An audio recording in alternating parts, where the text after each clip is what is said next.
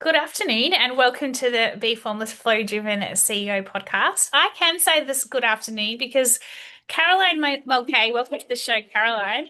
Thank you. Hi. Hi, how are you? Is based in the same state as me and in Melbourne, Victoria, where we're just talking about the hurricane winds that we're facing right now. And Caroline's still in the office. I've got home, so yeah, a bit of a Wild weather. wild weather, and I'm looking forward to a great conversation with you, Caroline. So. Caroline, but let's firstly talk a little bit about you, and then I'll get you to share your journey. You're the Chief Executive Officer of a really significant and important role in, I guess, in the community, in the professional space, in children, everything, right? And that is Chief Executive Officer of Sexual Health Victoria, Mm. SHV. It's a statewide organisation providing reproductive sexual health care, education, and advocacy. And under your leadership, SHV has expanded access initiatives, and you focus really on. You said to me you focus on health and education, training professionals, the community, and I guess schools and the children at large. So, tell us a bit about how you came to this role, how long you've been in this role, your journey. Yeah. Okay. All right. Well, yeah, I've been in this role just over 3.5 years. Um, my background is that I started my career way back as a registered nurse Oh, wow. and never aspired to being a manager. I did my neonatal intensive care course and I spent 15 years of my life looking after premature babies and Oh, how cool. families. Mm. But when I met an Australian, and I'm now married to Australia, and that's why I'm in Melbourne. When I met Chris, someone told me that nurses had to have degrees. And so I thought, well, I'm not doing another degree. I've already done 4 years of training. So I'll do a health sciences degree in research methods. And I thought I would become a nurse researcher working with some hotshot consultant doing baby research because the 90s was a really big explosion of new technologies, new drugs, and what have you for neonates. And so it took me quite by surprise when someone asked me whether I would step in for the nurse unit manager. And I had been a sister in England and I'd run the newborn emergency service for Wow. the northeast of England. So I was a manager.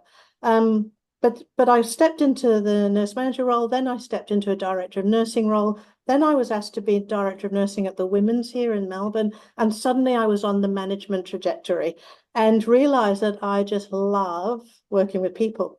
And so I did some work at the Women's, and then Melbourne IVF asked me to come out and do a business review for them. Oh, wow. And that was my change in direction, really. I wasn't going to be a nurse anymore. I was actually going to be in management. And I became the CEO at Melbourne IVF, their first CEO. We Wow. we expanded and grew over about 5 or 6 years. And then I've had four CEO positions now over the last 20 years. Be, and the basis of that is that I've got a reputation now for change management, going into organizations and really transforming them and growing them into something different. It's mostly about lack of funding. People are wanting to meet demand in the community, or their funding's being reduced. They need to diversify their funding, or just not-for-profits who just need stronger governance, new ways of leading, etc. So that's how I got here. Oh I my was God. on the I was on the board originally for a couple of months, and then they asked me if I would be their CEO. So again, amazing opportunities have come my way. This was never planned, and here I am. I am going to write my book one day called, you know, Bedpans to Boardroom or Oh, Cinderella to I like CEO, that. I do love something the like that. title, Bedpans to Yeah, yeah, Boardroom, or I look, know. like a Premi to a, yeah, I don't know. There's something even in from a Premi I perspective. know, Because I know. Yeah, Premies, they're never ready, right? They come out so yeah, I early. The know, parents I aren't know. ready. No one's No, ready. yeah, too early. It's too Yeah. early. And, quite often we fall into these leadership management roles when we don't think we're ready and we're not ready, but actually Oh, maybe we are. absolutely. Maybe we are ready because I think about preemie babies, and I mean, obviously not all of them, but a lot of them, they're given this like, not much hope, and yet they thrive. They thrive from that, like, you know what I mean? So I'm looking at the positive Yeah, side of preemies, and yeah, I yeah. guess that sometimes I don't know, I'd love your thoughts on this, but sometimes I think we are. I don't know whether we want to call it the universe or whatever, but it puts something in front of you to That's right. lead you. on Yeah, that path because it sees something that you don't yet see. that's right. Yeah. What's your But I thought? do think there's a challenge there between being a great nurse, doctor, clinician, Yeah. whatever you are, and then being asked to go into a management role. They're Mm. very, very different. Just because you're technically brilliant doesn't mean that you make a good Yeah. manager. And so I spend a lot of my time looking at my teams, and I can see them almost immediately. Those people that just shine when they walk in the room, or they're just calm under pressure. They've got great ideas. They know how to be with people. They know about their why and their purpose, which is, Yeah. I know what you're wanting to talk about. And those people now are the people that I want to pick up and grow Mm. because somebody saw that in me. And I Mm. have to say, apart from one role, it's always been women who have said, Caroline, I want you to try this. Would you do it? And so I'm wanting to pay that forward now, I and love I'm it. doing it with younger women, especially in the organizations that I'm running. But I do think it's a big change from going, yep, I really loved being a bedside nurse, and suddenly I was a manager, but I had no idea about conflict management at an HR level. I'd never seen a P&L. There's things that you actually need to really learn very quickly if you're going to change and swap over. And I think that's what we have to concentrate on when we're saying, you're a great teacher, let's put you in a management role. But then we've got to give them the tools and the resources to actually be able to be successful in that role then. Yeah. So how did you do it then? Because clearly it sounds like there wasn't much, Yeah, training or yeah. education, if you like. Well, that You you, know, yeah, so many people have asked me that question, and I say to them, I feel like sometimes I'm the 4-year-old still in the room asking why. So I think it's about curiosity. yeah, So again, in a big tertiary hospital, you've got resources. You're working with a corporate service where you've got a team of 6 HR people, you've got 6 finance people. You've got the resources, and so when you don't understand someone, you could just get in the lift, go down, and say, "Hey, can I ask you a question?" We have corporate counsel for legal work. mm, So if you're curious and you want to learn, most people are really happy to find the time to teach. And so I was in that position. I'm like, golly, I don't know anything about how to put a budget together. How am I actually going to manage yeah, this? Because I've never seen a P&L. So I'd go down with my P&L and say, what do I need to learn? Can you teach me? Can we set up monthly meetings so I can see what you need me to be focusing on?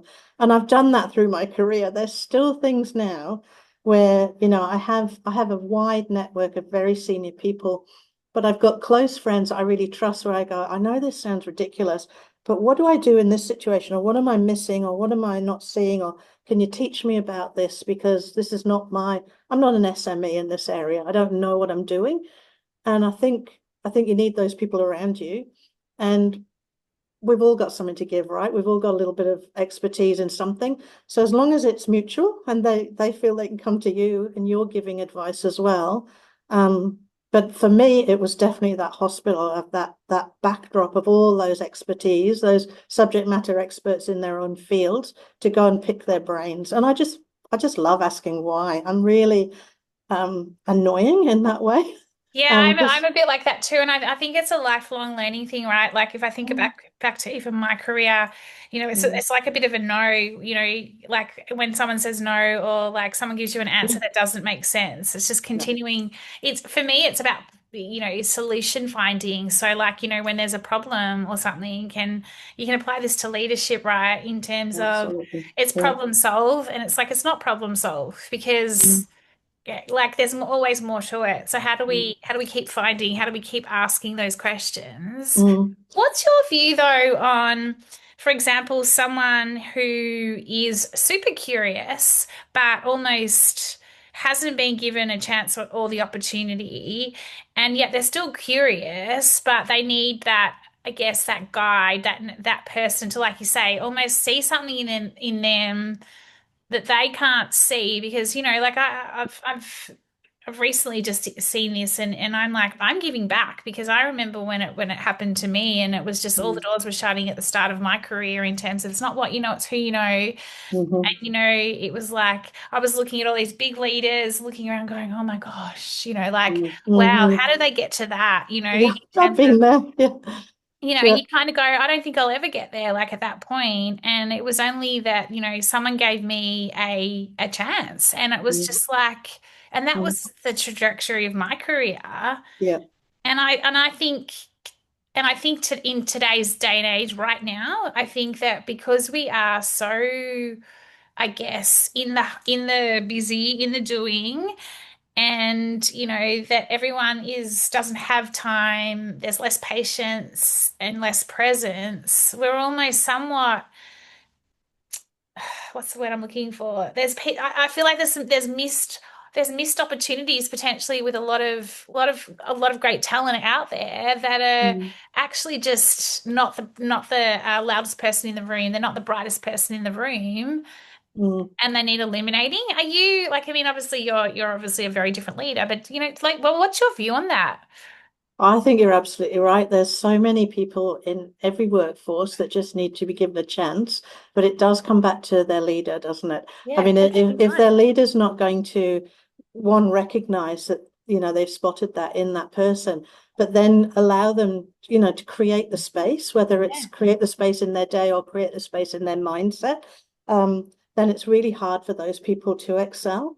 And so I think, that is I call it the obligation of being in a leadership role. I'm obligated to make sure that I'm providing professional development opportunities to my staff. That's what we should be doing. So I think it is about leading that in your executive or your management teams and making sure that they're actually providing enough professional development. I find that in the last 3 roles that I've been in, there's very little put into professional development from a yeah, budgetary point of view. And so even if you introduce 1% of your revenue into a professional development, it gives you a bucket in your budget. And I've often grown that up to about 4% of revenue, just so that you can grow those people.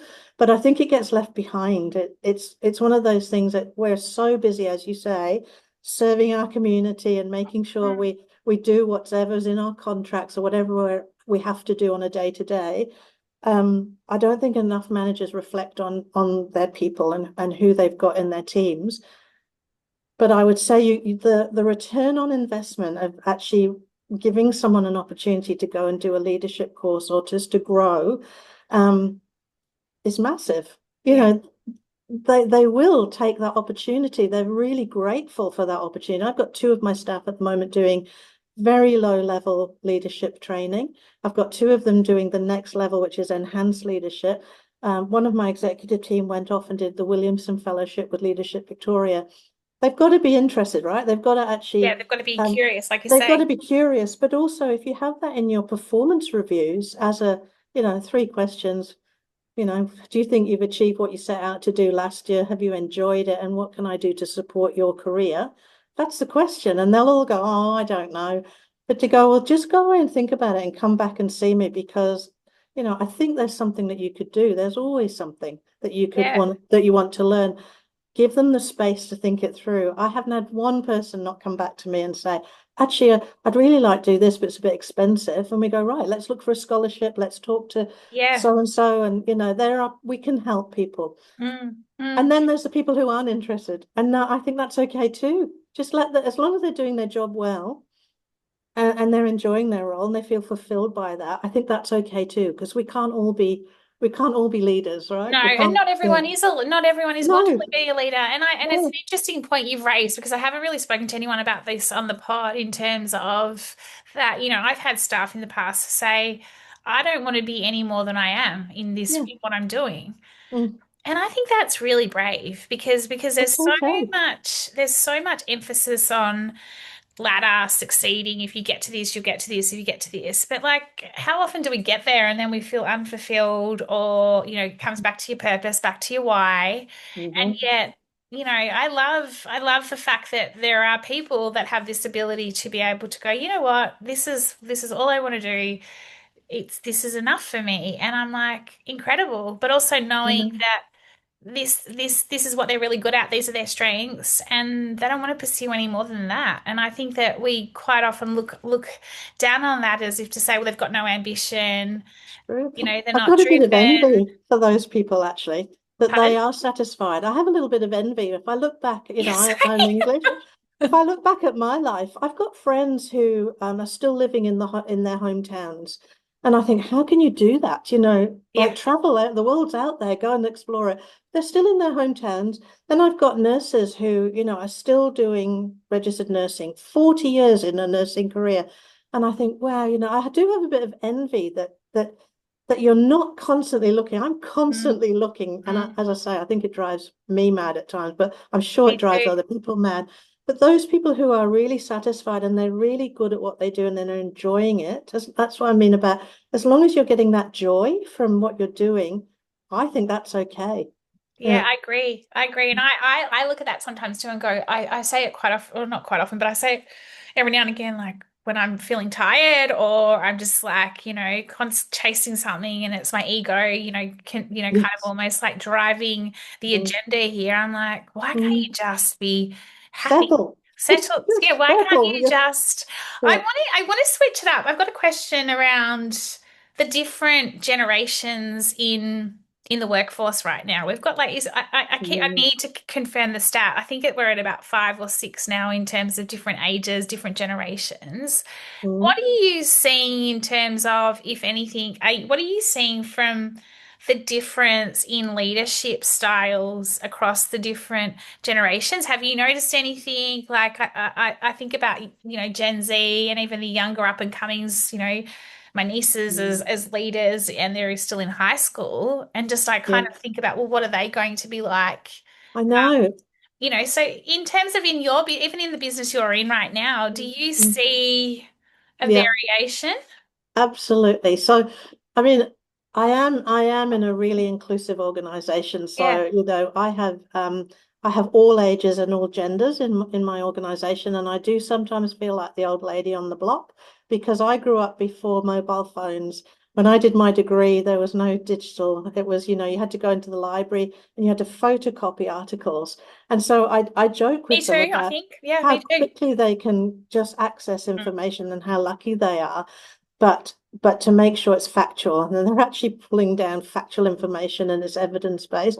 But I think there's uh, you do have to come down to their level and try and understand it. In my organization, the jargon now around sexual health is just going over my head. Thank goodness I've got young people in my marketing Yeah. team because the language that they use I've often never heard of. So I think if you can make space for those people to talk and feel really um, trusted in their organization, they will open up. But from a leadership point of view, it is really different now. I think the old ways of leading, the old ways we were taught to lead sometimes doesn't work for them. Their attention span is so short, they're not going to want to sit down and do an hour-long performance review with you. You can't necessarily send a form out to them because they're not going to fill it in. I think now we record things. As you say, we do quick bites of things because I think you just need to understand the way they're thinking. I think the biggest change, though, is they don't want to work for the man anymore. They don't No, want to work. so true. And that hierarchy that we used to set up, and we've all got org structures, CEOs at the top and everyone else sort of cascades down. Hierarchical, yeah. Hierarchy, they don't want hierarchies anymore. And so I think, in my organization, we have very open discussions about sex and what we're hearing in primary and secondary schools. And the hierarchy doesn't work. Obviously, I need to be a decision maker. I need to be the leader from a vision and purpose point of view. I need to have them all walking alongside me on the Yeah. same path. But when we're in meetings, often, we kick off the shoes, we might sit on the floor, there's different ways of actually engaging with them. And I think, again, you can inverse your hierarchy. So the CEO's at the bottom, because I truly believe that actually my customers come first. I agree. I could not I've got agree that more. great quote from Richard Branson that says, forget your customers, they're not always right. If you don't concentrate on your people, nothing will work for your customers. And I always think about that. But I think we are here to serve a purpose. Yeah. We've got government funding, we have obligations under a contract. My team work here because they're really purpose-led, they're really values-led. And so I don't have to talk to them about our purpose very often. They're really proud to work here and do the work they do. So we don't often have to talk about our clients. We're here to serve our community and our clients. And then we talk about, well, how do we do that? So you walk in the front door, we've got our customer reception, because we run two GP clinics. So you walk in the front door, who comes first? It's our customer service staff. And then we walk through back of house, front of house, Yeah. and we talk about the importance of people up and down through and then what their obligation, what their responsibilities, what they're accountable for, what their delegations are. So they know where they stand in the hierarchy, but it's not that, well, Caroline's the boss and nothing will get approved unless we go and talk to Caroline. So it is a different way of leading. And I've never felt it more than in this organization, because I've got a really young with it staff who are talking really and, diverse and sometimes bit in my face sort of stuff. So But it's fun. what a great gift, right? That you know, you're coming to like the not the end of your leadership at all, but I look at this too and I'm like, I've just brought on a 23-year-old and I'm 48 and Mhm. Oh, I'm 60 next year. I'm at the end of my career. yeah, well, Yeah, there you go. Like you don't yeah, look it, and congratulations. But like in terms of, I see it as exactly that. It's like a career ladder. It's obsolete, and it's like this it's hierarchy, top down. It's yeah. obsolete in this new world Mm, because if you want your team, your people to engage, they're not going to engage in that BS, if you like, because they're no. like you say, working for the man. It's like, Mm, no, who says I am like I have a purpose. I have my beliefs. It's mm, how they're able to bring their Saturday self to work, I call it, and yeah. the ability Their to whole self. It's their their whole whole self. whole Yeah, self, exactly yeah. that. And I think that's what really is required. I mean, Mm, you're in government. You're in an institution in terms of it's been around forever in a day, whether it's, like, and I don't, and I mean, I'm not saying you're in an institution, but it's been, government has always been government and it's always like looked, from a structural and order. And yet mm. here you are and your team shaking it right up. Do you see that from a total government lens? And you don't have to answer this, but do you see that you're an anomaly in terms of how you're leading and doing it differently in terms of other organizations, or is it that it is just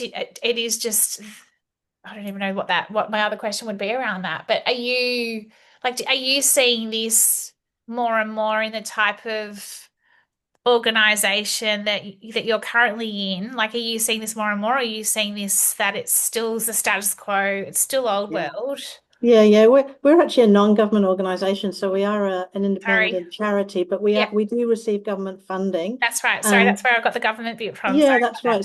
So for our education, particularly educating, training health providers, so doctors, GPs, nurse that. practitioners, midwives, we get funding to do that from the health department in Yeah, Victoria. Um, but the rest of our work is actually fee for service, so the yeah, schools and what have you.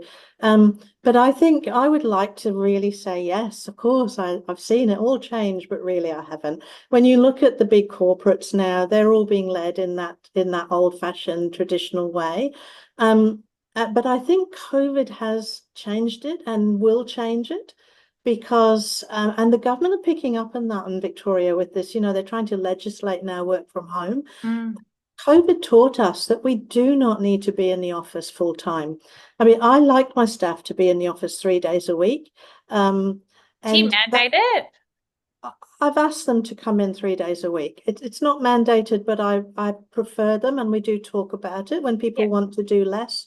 Of course, they can have the flexibility, but yes, we like people to be in the office 3 times a week, because we are at the cutting edge of quite difficult and challenging situations sometimes. And the water cooler thing is still with us. We need to engage with people. The stats on loneliness at the moment are horrific, and it's young people who are really lonely.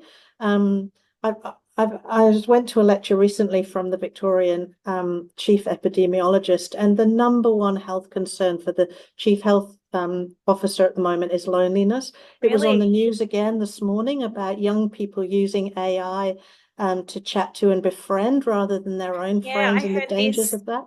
So Mm, I think loneliness is an issue, and So to come together just for certain meetings, to be with your, to be with the rest of your team, to face off with challenges that you might have experienced in a classroom or in a workplace or even just with another colleague. I really think the people touch is really important. And that is, again, probably my nursing background.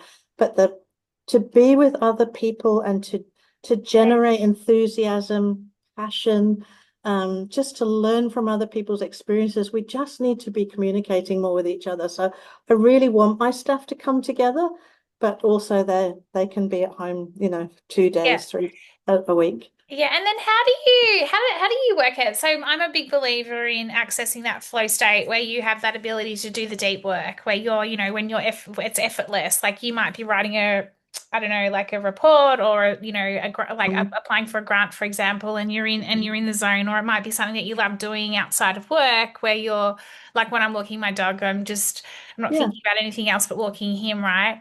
Even though he hasn't been for a walk today and is asleep again at the moment. But, in terms of, I'd love to understand this a little bit too, in terms of given you're such a progressive organization and you're encouraging and wanting, everyone to connect more and be in the office 3 days a week. I feel that there's a place for what you do working from home and there's a place for what you do in the office. And yet what I still see a lot of is that people are going to the office to do exactly what they're doing at home, and Sure. they're not able to do what they want to do at home, and so then they disconnect from being in the office because they're like, oh, this is just a waste of my time, I'm not getting my work done, etc., etc. Mm. And yet we need to switch up the Yeah. fluidity of what does the office work Mm. look like versus what does it look like working from home?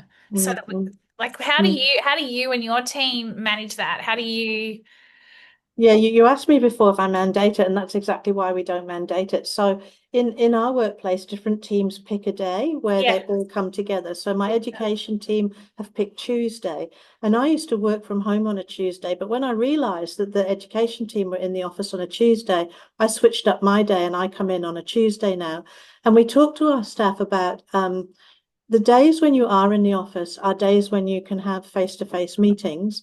And the days when you actually want to work from home for whatever reason, they're the days when you can actually put your Teams meetings in place. If you don't need to be here, try and swap your days out. And yeah. so if you could see my diary at the moment, it's blue and yellow with a few reds and greens because I color code stuff. So do I. My Oh my my gosh. yellow my yellow means that it's online. It's a Teams meeting. And so if I can see in my diary, if I look up next week and someone says, can I Teams you? Are you available next week? I look for the days where I've got more yellows because then I'll put it in as a yellow on that day. And then I know I can work from home that day because I've got Teams meetings. So I think it's just about planning, isn't it? But Yep. this is all new to us, I think. We need to be thinking more about that. But we have talked to the management team about that. What day do you think your team should be in? For my clinical team, they're in every day because we're a GP. Yeah, they have to, yeah. We've got two GP clinics, and so my clinical staff need to be in, and they're seeing clients and patients all the time. But even they have the end of the day, they have half an hour where they block out either to catch up on their own things, ringing patients with results or whatever, or they can down tools and go and talk to another member of staff and, hey, I saw this really interesting case today. Have you seen this before? And so just making that time in your day. But I think it's about planning and thinking it through. And I don't think we've got it right yet because it's very new post-COVID. But I think we need to be thinking about how we're planning that day. But this is for me the foundations, right? This is the foundations of what, the new world of what the future of work looks like. And Yeah. we've somewhat sometimes jumped too far into things that are like seem way more important than setting these foundations. And yeah, I work a lot with my clients in terms of let's look at your schedule or your calendar, and they kind of look at me as if to say, are you for real? Exactly. Like, do you have Yeah, yeah. like why would you even want to do this? And then because I can quickly see, or they'll talk to me about the team being disengaged and don't want to come into the office or this. It's like, well, hang on, let's work through Mm. exactly what's going on here. Why? Yeah. Yeah, the Yeah. why. The other thing that I've always, and I encourage and always been a big believer in is, as a CEO, I did it myself. I had the Be Connected sessions twice a week where, back to your point around it's not just about talking about work. Like, quite often, a problem might be something that's happening at home or in the personal life. And especially as you've got the younger Yeah. generations, they want to talk more. They want to Yeah. express, they want to talk about all the things, right? Yeah. And so for me, I used to have that twice a week, an hour in everyone's schedule. And so I'd blocked out my schedule. My EA blocked me out on a Tuesday, and I think it was a Thursday or a Friday, and it Mhm. was in everyone's diary, and it was color coded. It was called Right. Be Connected, and basically they could you know book in 15 minutes with me, however long they needed, and we would just talk about anything and everything. And Caroline, honestly, majority of the time I was booked, and it was never about work. Yeah. It was always about something else that was going on. It started off as a work conversation, and then I'd probe, or they'd ask me questions, or they'd want to Mm. get some lived advice from Mm. me. And then That's a lovely idea. I yeah, worked with a CEO a few years ago who used to ask every new member of staff to go out and have a coffee with them. Um, some people really embraced it, but others were really intimidated by it. So I think you've got to be careful how, if you are the yeah, CEO, they see you as a CEO. And so I think you've got to be careful about that power shift. But I love that idea of you. It's up to you whether you come and meet with me or not. That's a really nice thing to yeah. do. In my role, I've got an executive fit team, and then they've got managers, and the managers tend to be the people managers. And so I feel like now you've said that, we leave it to them to manage the people.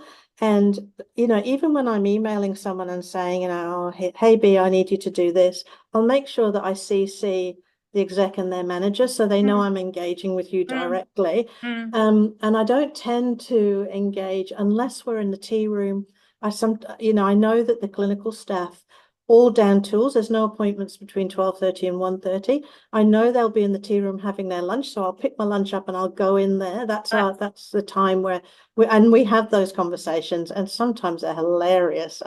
Yeah, Yeah, so that is the time, but I love that idea of actually creating time, but because it is about, again, breaking down that well, hierarchy. yeah, it Yeah. was. Yeah, it was Yeah. absolutely about that because I had a leadership team, and I had all the different heads of the departments. But this was, Yeah. and then I would Yeah. Yeah. always, and they Yeah. felt like then it was we were connecting, and it was, I wasn't just this Mm. sitting up in my ivory tower, like, Exactly. Yeah, yeah. Because and we talk about, my door's always open. I had one of our male educators come through the other day, and he poked his head around the door and he said, "Oh, wow, I've never been in this office before."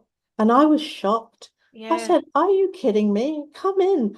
And he said, "Oh gosh, it's a really nice office, isn't it?" And I said, "I've been here 3.5 years. How come yeah, you haven't been in this office before?" And that was a wake-up call, because I thought, wow, people aren't coming. Even though I say the door's open and I wander through and we have a joke, and they have toys, they have sex toys on their desks because that's what we do.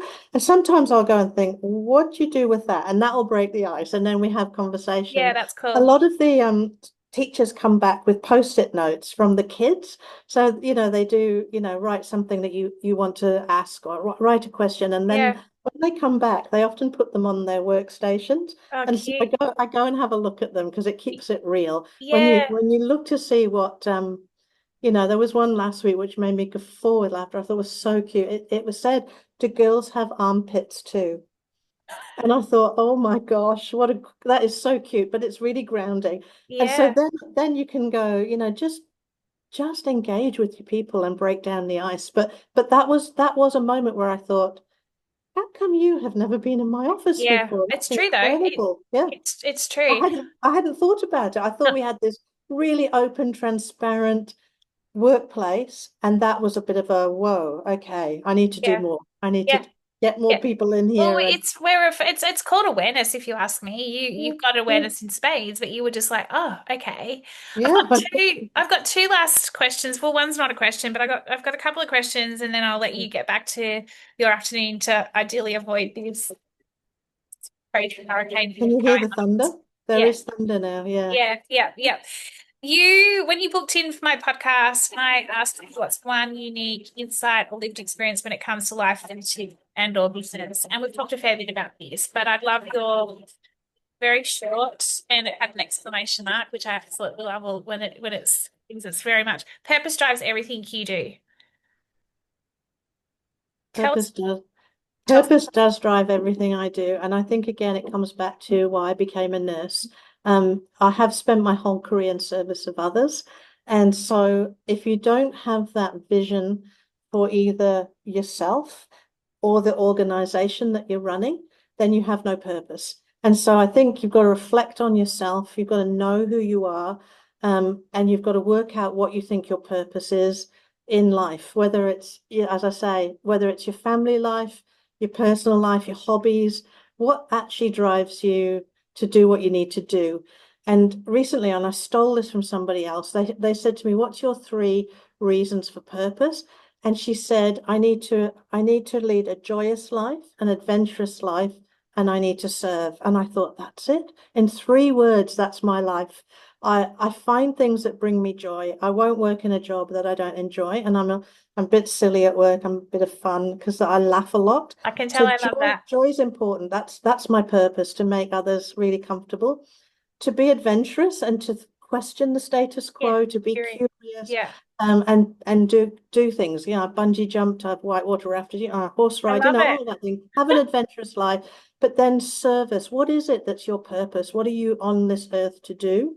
And find that in yourself. What really then sets you on fire? And for me, it's about leading, growing a team. It's about people, really at the heart of everything I do. I love it. So gorgeous. Last question, second last.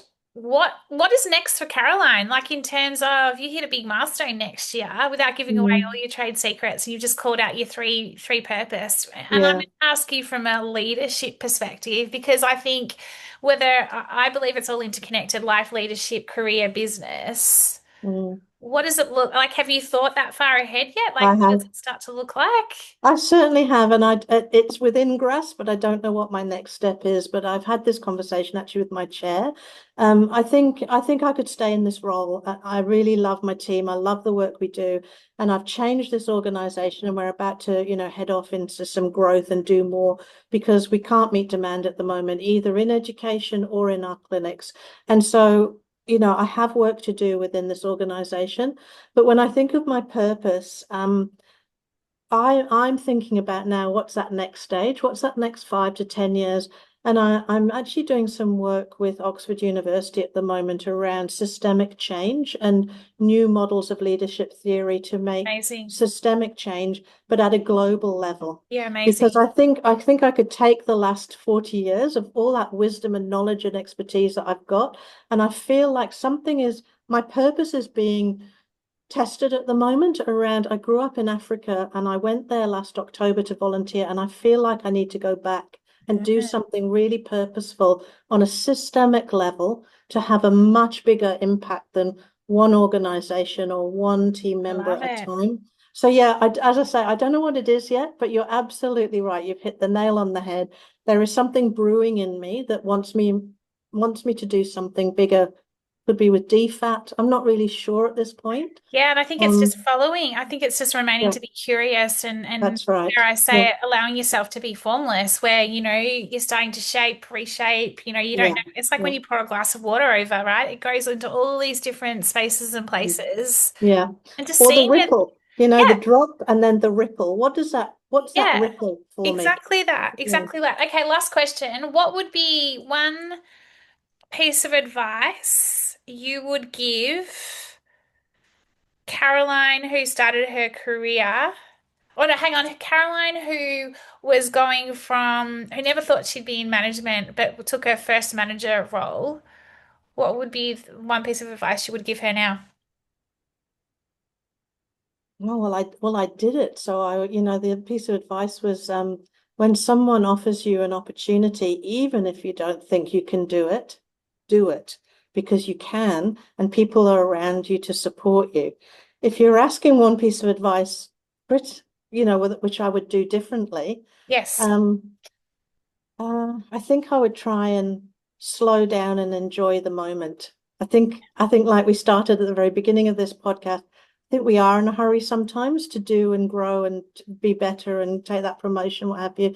I think just slow it down, take your time, embed what you've got, and then really think about your next step. I've jumped on opportunities because other people have wanted me to do things, and I think I've been very lucky. But maybe if I'd actually thought about, do I actually want to do that? So one of my coaches said to me once, because you're good at something doesn't mean you have to do it. And I use that now because I think that would be my one piece of advice. Just because you're good at something doesn't mean you have to do it. If it doesn't bring you joy, if it doesn't give you that adventure in your life, if it really doesn't meet your purpose, just slow it down and think about it. You're incredible, Caroline. I've thoroughly enjoyed our conversation today. Thank you so much. You need to Thank start your you. own podcast down the track. You know, who knows where, like, you took I do coaching because I do love these yeah, conversations. no, it's You never know incredible. where they're going Yeah. to go. Yeah, it's been a great conversation. Thank Absolutely. you. How do we find out more about Sexual Health Victoria? How do we find out more about you? Well, I'm on LinkedIn, so you can look me up on LinkedIn. And for Sexual Health Victoria, I would say just go onto our website. We have got so many resources and tools, all free, depending if you're a doctor or a teacher or whether you're just a general member of the community. And there's all the topics around sexual and reproductive health, including STIs and contraception. There's youth related, so there's really zany little magazines, and there's a podcast called Doing It, which is fantastic if you're a parent and you want to know how to talk to your young person about a taboo subject that you're not Yeah. quite comfortable about talking about. So there's so many resources that are available for you to make you more comfortable around talking about sex and reproduction and relationships. Yeah, I love it. Thank you so much. You have a wonderful afternoon, evening. Drive Thank safe you. or train it safe or however you're getting home. Make sure you, yeah, avoid. Life. Yeah. Yep, avoid yeah, Thank it's a you. wild and windy, but if it's stopping in a half an hour or so, well, yeah, maybe, yeah. But thank you so much, Caroline, and Thank you. It's been lovely meeting you. wish you all the joy, all the adventure, and continuing on that purpose with what you're going to do next in Africa. And we'll Yes. Yeah. yeah, we'll see. Yeah. Thank you. Thank you. Thanks.